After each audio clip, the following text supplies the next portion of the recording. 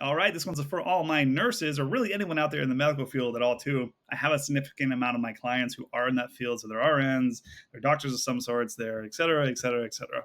And honestly, you guys have a really great career as far as earning potential goes, and as far as job security goes, and demand, and then the need for it overall too as well. So thank you for what you do, obviously. But a lot of times you're really busy actually through work because they do work your tail off, and so sometimes what I'll catch is we want people to do well for themselves obviously too as well, but you have really good benefits. Again, you make great pay already too. A lot of people though, they don't really have a plan so much for it. They're just going to go to work, they're going to work this many shifts, and they know they make good money, and then just they want to help people, but you're busy and you're tired from work and everything too as well. So if you are a nurse or in that field, I highly recommend that you outsource money stuff to a financial planner or advisor in your area, or one you get along with great or whatever. Just it's very important because you're so busy and you're so good at your job already too as well. And this is a necessity too, because while the job may be enjoyable or again you have great benefits and compensation, you don't want to do it forever. You're not going to want to do it forever. You want to make sure you have enough set aside for yourself too. So how should you save for retirement if you are a nurse or in this field? It's going to start with your employer plan through work always. And that's going to be it's either a 403b essentially if you're a nonprofit, or a 401k if you're a for-profit hospital. You're going to have one of those two options really for the most part. There's going to be a match inside of that too as well. So obviously you want to contribute at least the match to get started for free money. I'm going to push my people to do more and more and more each year. And we may set up an automatic increase plan within there if your 401k allows, your 403b allows, to where you can have it increase by 1 or 2 or 3% every year automatically on whichever date of the year and month that you want to. So when that feature is in your plan, it's really nice to enable that. It's going to force you to save more for retirement. You're not even going to know it's gone. You won't miss a thing, I promise you. You get a raise typically every year in your paycheck, whatever that is, 3, 4, 5%.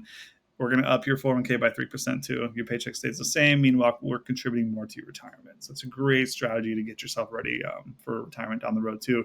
And if you do things right, because again, you're in a high earning career, you'll be in your 50s somewhere if you start early enough, and you're going to be looking really, really nice in all of your accounts. Now, I should mention this is kind of going away, but I still see it a little bit trickling here and there. You may have a pension, through a hospital you worked for in the past or currently as well too.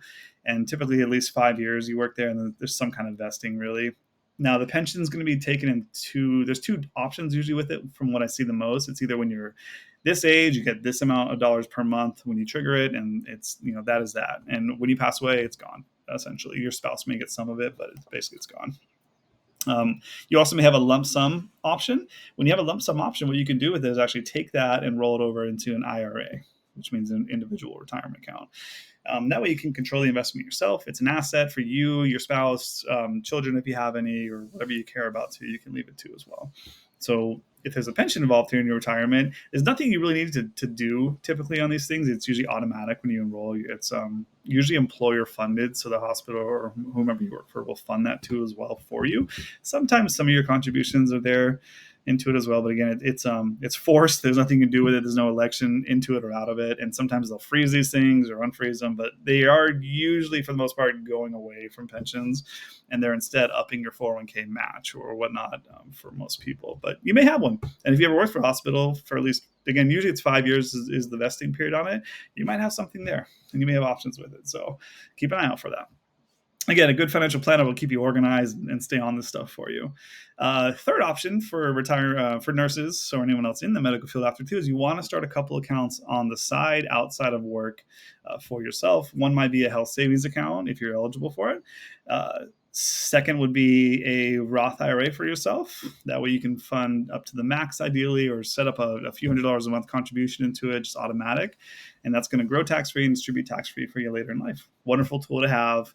Again, it's separate from your employer too as well. And if you start funding that early enough, it's going to really help you retire at technically an early age. Third account we're going to start on the side is going to be an individual or a joint brokerage account. We're going to fund that too with, again, there's no dollar amount limit on that, but a few $100s a month will do the trick over time, or just, again, up it as you go too. That's going to bridge you to an early retirement, because if we do all of this right for you, you're going to have a nice sized portfolio as far as your 401k or 403b through your employer. We're going to have a nice Roth IRA funded. We're going to have a brokerage account funded for you too as well. And you get to retire. And then at some point between 62 and 70, you're going to claim Social Security. Simple as that. So really, it's more about, again, you make enough money. Typically, I see it on my nurses and my medical people. You make enough money. Your compensation's nice. It's just you're busy. So why don't you outsource some stuff, set up these account types, automate it so that it's done easily too as well. You don't have to worry about it. You can go knock out your shift, do your hard work, come home, enjoy time with your family, friends, or whomever you care about, pets, animals, whatever. So hopefully that helps to all my nurse people out there. Thank you for what you do.